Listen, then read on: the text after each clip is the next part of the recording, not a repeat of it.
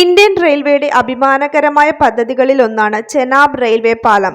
ജമ്മു കാശ്മീരിലെ റിയാസി ജില്ലയിൽ ചെനാബ് നദിക്ക് കുറുകെയാണ് ഇത് സ്ഥിതി ചെയ്യുന്നത്. നദീതടത്തിൽ നിന്ന് 359 മീറ്റർ ഉയരത്തിൽ സ്ഥിതി ചെയ്യുന്ന ഈ പാലം ലോകത്തിലെ തന്നെ ഏറ്റവും ഉയരം കൂടിയ റെയിൽവേ ആർച്ച് പാലമാണ്. ഫ്രാൻസിലെ ഈഫൽ ടവറിനേക്കാൾ 35 മീറ്റർ ഉയരം കൂടുതലുണ്ട് ഈ പാലത്തിന്.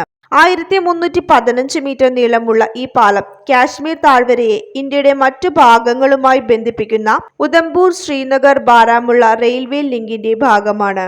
120 വർഷത്തിലേറെ ആയുസ് കണക്കാക്കിയിരിക്കുന്ന ഈ പാലം സ്റ്റീൽ ഉപയോഗിച്ചാണ് നിർമ്മിച്ചിരിക്കുന്നത്.